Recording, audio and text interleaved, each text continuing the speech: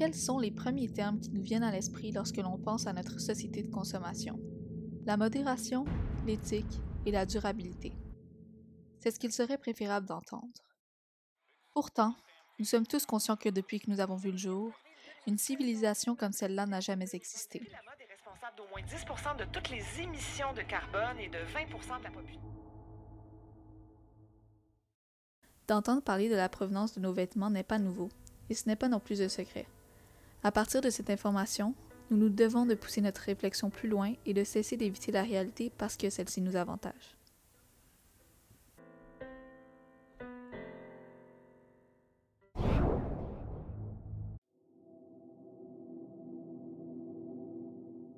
En 1975, Antonio Ortega créa son premier magasin nommé Zorba, avec pour but de réduire les coûts de production, gagner de la vitesse et de vendre des vêtements à prix raisonnable, accessibles pour les personnes moins aisées financièrement. En partant de bonnes intentions, celui-ci venait, sans le savoir, de bouleverser les habitudes de consommation de vêtements à tout jamais. C'est ainsi que Zorba, mieux connu sous le nom de Zara aujourd'hui, est devenue la compagnie mère du fast fashion.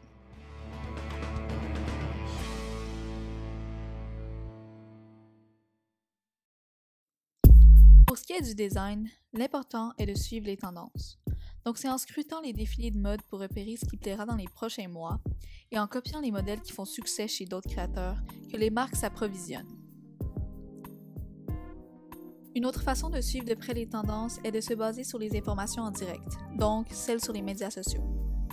Par exemple, en février 2019, Kim Kardashian est apparue dans une robe du styliste Thierry Mugler et en moins de 48 heures, des marques comme Fashion Nova vendaient le même design pour environ 50$.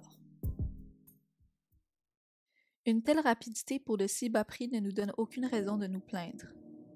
Malheureusement, c'est le revers de la médaille qui est plus inquiétant.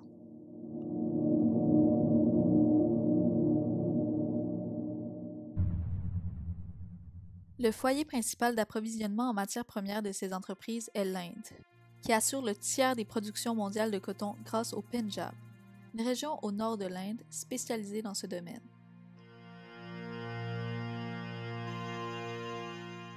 Pour subvenir à leurs besoins, un grand nombre de cultivateurs comptent sur les champs de coton qui s'y trouvent.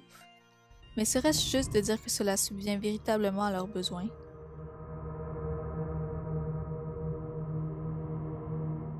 Tout d'abord, ce qu'il faut savoir, c'est que pour 1 kg de coton, une prime d'environ 25 sous est accordée. En vendant environ 340 kg, cela revient à 95$ pour tout le mois.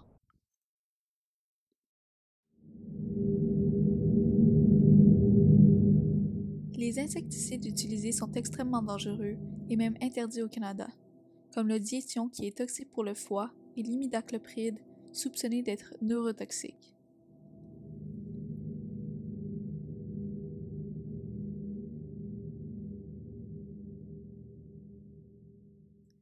Non seulement l'utilisation de produits toxiques entre en jeu, mais aucune protection contre ces produits ne leur est fournie, et ils ne peuvent se le permettre par eux-mêmes étant donné leurs trop faibles revenus. Beaucoup plus sensibles que leurs parents, les enfants finissent souvent par contracter des maladies graves au foie. Puis la famille se retrouve dans une situation inévitable, puisqu'elle est loin d'avoir les moyens pour payer les traitements nécessaires, c'est-à-dire une transplantation à environ 60 000$.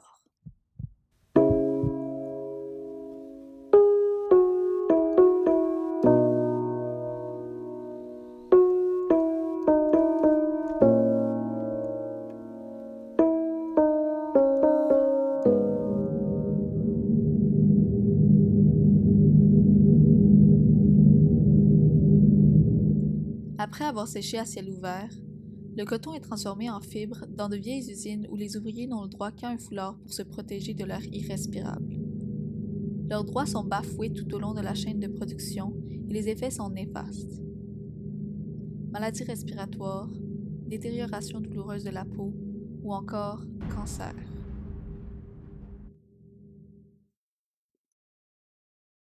Le coton est ensuite transporté vers les usines de transformation, donc dans notre cas, vers Ludhiana, la 4e ville la plus polluée selon l'Organisation mondiale de la santé. Pour aboutir à des teintes de couleurs innombrables, un blanchiment au chlore est d'abord requis, favorisant l'apparition de mutations génétiques. Par la suite, l'utilisation de métaux lourds tels le plomb et le chrome entre en jeu, car les colorants et les fixateurs utilisés pour teindre les vêtements sont composés de ceux-ci. Le fait que de tels produits entrent en contact avec nos vêtements n'est pas directement nocif pour nous. Par contre, 100 000 litres d'eau mélangée à ces poisons ressortent de l'usine chaque jour, sans jamais être réellement purifiés avant d'être rejetés dans la nature. Effectivement, les stations disposées à cet effet ne sont pas assez efficaces par rapport aux énormes quantités d'eau qui doivent être filtrées des produits chimiques non dégradables. Donc, ces eaux sont déversées dans les rivières jusqu'à en atteindre les nappes phréatiques.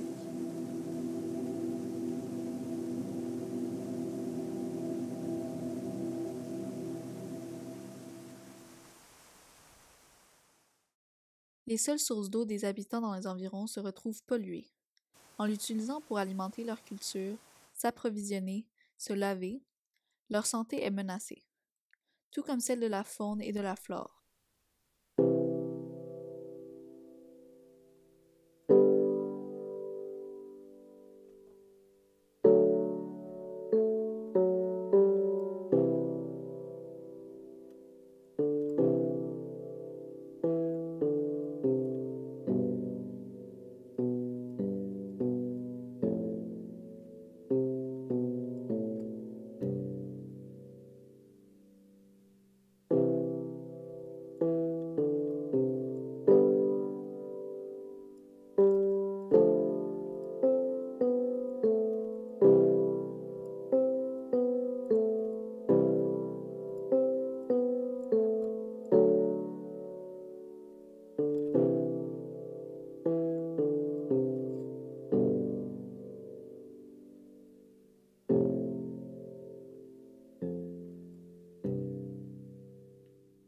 En temps normal, une usine était décrite comme un lieu de réunion des ouvriers conçu afin de permettre des productions irréalisables ailleurs, et ce, à l'aide d'espaces de travail protégés.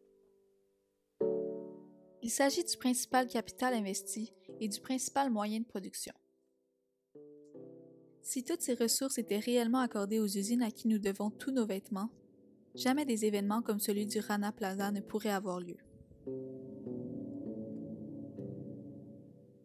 Le 24 avril 2013, un immeuble près de Dhaka, au Bangladesh, construit sans cahier de charges précis, s'effondrait sur 5000 employés en emportant plus de 1100 personnes avec lui. Cela semble si loin de notre réalité, mais pourtant, ce bâtiment accueillait plusieurs milliers d'ouvriers travaillant pour des marques comme H&M et Walmart, avec de la marchandise créée pour nous. Cette tragédie se distingue de celles qui ont été causées par des explosions ou bien des dégagements de gaz toxiques, car c'est la chute banale d'un immeuble qui en fut la source. Dans ce monde moderne, les plus grandes multinationales ne pouvaient s'assurer de la moindre des choses, protéger les vies humaines qui sont à la base de leur réussite.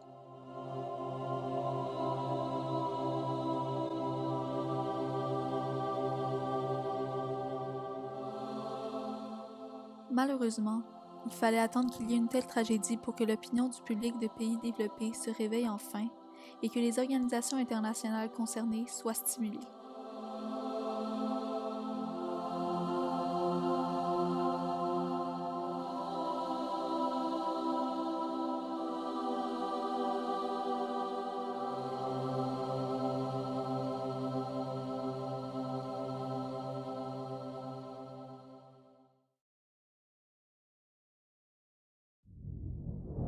Combien d'heures de travail sont nécessaires ici, sous le salaire minimum, pour obtenir le salaire qu'un travailleur de l'industrie vestimentaire obtient en un mois?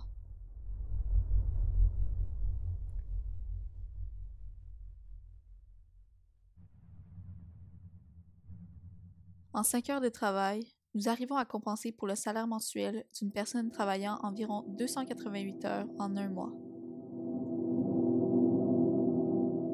Après la tragédie du Rana Plaza, le salaire mensuel moyen au Bangladesh pour un travailleur de l'industrie vestimentaire est monté à 68 $ par mois.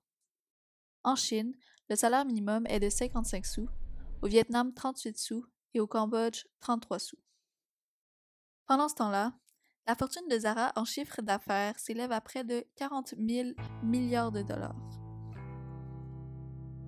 Dans une usine visitée en Inde, ayant récemment fait de la production pour Zara, on y retrouvait 800 travailleurs travaillant 6 jours sur 7 et faisant 12 heures par jour, sans compter les heures supplémentaires.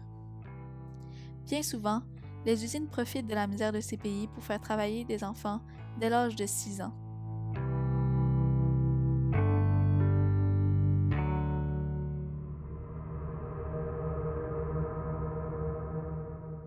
La pauvreté, le taux d'analphabétisme, l'absence de normes de travail et les sociétés qui infériorisent les femmes rendent les populations vulnérables, donc exploitables aux yeux des entreprises.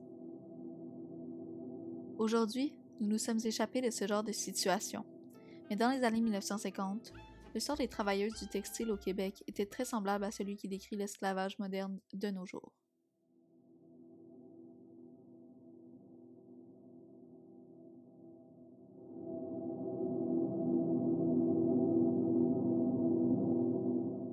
C'est lorsque les quotas pour les importations de textiles et pour les vêtements fabriqués dans les pays en développement ont été enlevés en 2005 à l'échelle internationale que la situation par rapport au fast fashion a pris un tournant dévastateur.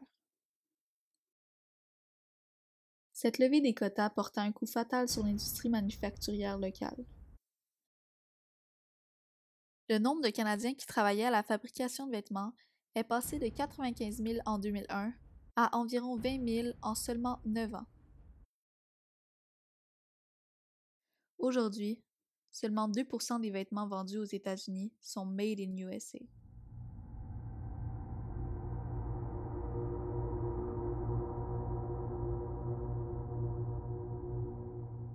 Il est aussi devenu plus logique pour nous de générer des déplacements que nous pourrions éviter pour le bien-être de notre environnement. Les vêtements que nous mettons dans nos bagages polluent plus que les vols dans lesquels nous les mettons.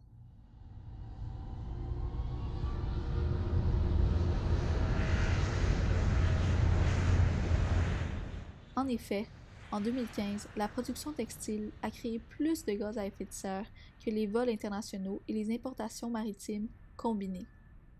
De plus, les émissions de gaz carbonique de l'industrie du vêtement devraient augmenter à 2,8 milliards de tonnes d'ici 2030, l'équivalent de 230 millions de véhicules en déplacement pendant un an. En somme, chacune des étapes qui mènent à la création de nos vêtements dans ce système de mode rapide comporte son lot de conséquences néfastes, mais ce n'est pas tout. Une fois en magasin, on ne pourrait rêver mieux. Nous avons le droit à de la variété à n'en plus finir, des couleurs inimaginables, des soldes partout où nous posons les yeux.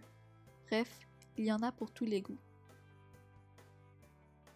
Au H&M, il y a des nouveaux vêtements les lundis, les mercredis, les vendredis et les samedis, comme si nous avions 52 saisons par année.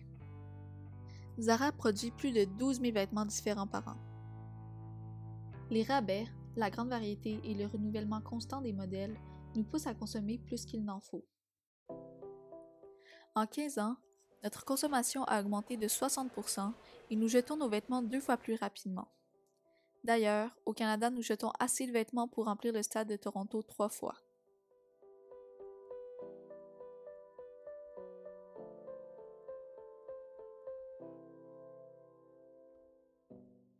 Qu'arrive-t-il aux vêtements qui ne seront jamais achetés ou bien aux vêtements que nous jetons?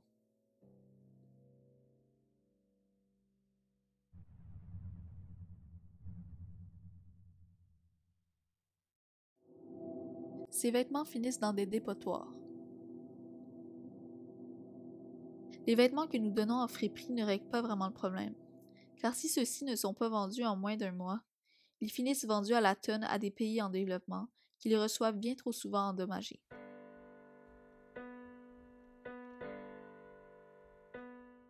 Ainsi, 87% de la fabrique de nos vêtements finit jetée, incinérée ou dans un dépotoir. Nous devons nous détacher de la préconception qui nous fait voir nos vêtements comme un simple produit à consommer et commencer à prendre soin de nos vêtements, les laver correctement, les apprécier et surtout prendre conscience que ce que nous portons n'est pas seulement question d'un prix. Pour ce faire, nous pourrions procéder à la création de vêtements facilement modulaires afin de pouvoir facilement séparer les objets et de garder la fabrique pour ensuite repartir du fil au lieu de tout simplement jeter le vêtement. Aussi, ce qui éviterait l'accumulation de vêtements polluants serait de créer des vêtements compostables faits de fibres naturelles. L'une d'entre elles dont on ne parle pas assez souvent se nomme le tencel, un tissu 100% naturel fabriqué avec des fibres de bois et utilisant un circuit de production en boucle fermée afin de récupérer toute l'eau, malgré le fait que ce tissu en requiert 20 fois moins que le coton. Son seul et unique problème, qui suffit souvent aux consommateurs pour détourner les yeux, c'est son coût élevé comparé au coût des tissus utilisés dans le fast fashion. De changer la façon de teindre nos vêtements, ou même de le faire soi-même avec des épices et des herbes, limiterait l'utilisation de produits chimiques mauvais pour l'environnement. Des solutions simples qui nous sont accessibles seraient de porter nos vêtements 9 mois de plus qu'à l'habitude, et ainsi réduire notre empreinte écologique pour ce vêtement de 30%. Il faut aussi acheter ce que nous savons que nous allons porter, miser pour des items de bonne qualité et tenter d'encourager des magasins prônant le développement durable et bien évidemment les friperies. Si tout le monde achetait un vêtement usagé cette année au lieu d'un nouveau, nous pourrions sauver 6 livres d'émissions de CO2, qui reviendrait au même que de diminuer de moitié les voitures circulant dans le monde. Finalement, revendre ces vêtements est le meilleur moyen de construire un développement durable.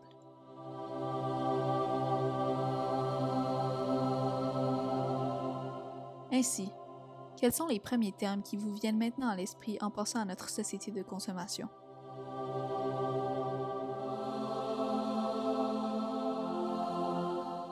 Même si la vérité n'est pas toujours agréable à entendre, elle ne l'est encore moins à vivre. Donc dans une situation d'urgence environnementale et sociale comme celle-là, il est important de consommer en toute connaissance de cause, puis de faire de notre mieux pour agir. Les consommateurs sont devenus déconnectés du vrai coût des vêtements, car les compagnies de fast fashion nous ont rendus dépendants au bas de prix. En continuant de les encourager, ce que nous leur démontrons, c'est que nous avons les mêmes valeurs qu'elles. L'industrie de la mode semble être l'industrie parfaite pour faire des changements qui amèneront un futur durable. D'ici là, l'essentiel n'est pas d'attendre pour des changements structurels et gouvernementaux et de se croire trop petits pour faire la différence, mais bien de réfléchir quotidiennement sur nos habitudes de consommation pour aboutir à des changements individuels qui auront un plus grand impact que ce que nous pensons. Car n'oubliez pas, tout dépend des consommateurs.